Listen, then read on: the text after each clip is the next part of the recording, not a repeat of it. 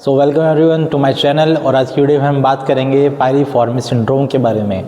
Piriformis syndrome क्या है, इसमें होता क्या है कि पायरिफॉर्मिस एक मसल है जो आपकी ग्लूटेल रीजन में होती है।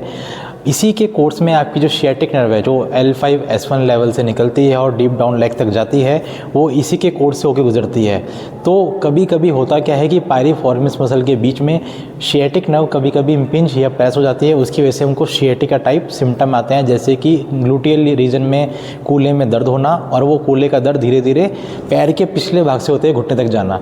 तो कभी कभी ये लगता है कि हमको स्लिप डिस्क हो रहा है, पर ऐसा नहीं होता है, स्लिप डिस्क नहीं होती। कभी कभी पायरिफॉर्मिस सिंड्रोम से भी इस तरह के पेन आते हैं। तो सबसे पहले हम देखते हैं कि इसको असेस कैसे करना है कि पायरिफॉर्मिस सिंड्रोम है, फिर उसके लिए बेस्ट एक्सरसाइज क्या है जिससे आपको उसमें आराम हो सके। तो आइए स्टार्ट करते हैं।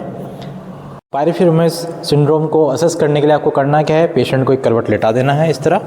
तो मान लेते हैं पेशेंट को इस तरफ पेन आ रहा है ग्लूटियल रीजन में, तो ये तरफ की पैर जो है वो ऊपर की साइड रहेगा। उसके बाद आप रिलैक्स रहिए। उसके बाद पेशेंट की हिप को आपको 60 डिग्री फ्लेक्स कर देना है और नी को भी फ्लेक्स कर देना है। अब उसके बाद आपको पेल्विस को स्टेबलाइज रख के आपको नी से डाउनवर्ड प्रेशर देना है इस तरह।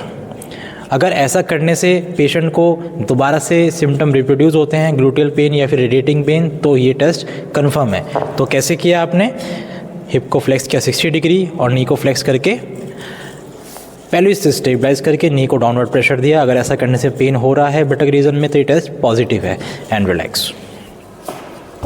तो पायरिफॉर्मिस मसल को रिलीज़ करने के लिए आपको करना है क्या, पेशेंट को सिंपली प्रोन उल्टा लेटना है। उसके बाद हम मान लेते हैं कि पेशेंट की जो लेफ्ट साइड की पायरिफॉर्मिस है वो अफेक्टेड है, तो पेशेंट को लेफ्ट साइड के नी को 90 डिग्री फ्लेक्स कर लेना है। उसके बाद पेशेंट को उस तरफ ही टर्न करना है जो साइड अफेक्टेड है, इस तरह से ऐसे, और रिलैक्स रहना है। And relax. अब पेशेंट को हमें कमांड देनी है कि पेशेंट अपने पैर को लगभग 2 से 3 सेंटीमीटर इस तरह अपना पैर ऊपर उठा ले, कुछ सेंटीमीटर, और यहाँ पे रोक के रखे अपने फुट को। बेड से पेशेंट को अपना पैर ऊपर रखना है और यहाँ कुछ सेकंड रुके रहना है और फिर वापस धीरे धीरे नीचे ले जाना है। फिर से पेशेंट को अपना पैर इस तरह उठाना है और धीरे धीरे 10 सेकंड बाद नीचे। जब पेशेंट ऐसा 5 से 10 बार कर ले, उसके बाद पेशेंट को करना क्या है, अपने पैर से बेड को नीचे प्रेस करना है बार बार। 1 2 3 4 5 पेशेंट बेड से नीचे प्रेस कर रहा है इसी पोजीशन में रखे।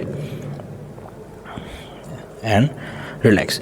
तो क्या स्टेप्स हुए, पेशेंट प्रोन था, पेशेंट ने अपने नी को 90 डिग्री फ्लेक्स किया, उसके बाद पेशेंट उस तरफ ही करवट ले लिया। अब थोड़ा ऊंचा आपको पैर को उठाना है अपने और यहाँ होल्ड करके रखना है।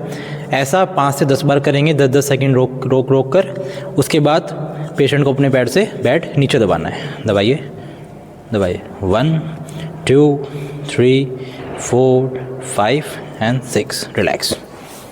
तो ऐसा करने से पायरिफॉर्मिस आपकी जो मसल है वो रिलीज़ हो जाएगी और आपको पायरिफॉर्मिस सिंड्रोम के पेन में बहुत राहत मिलेगी। तो अपना फीडबैक आप हमें कमेंट सेक्शन में ज़रूर बताइए। Till then stay connected and thank you.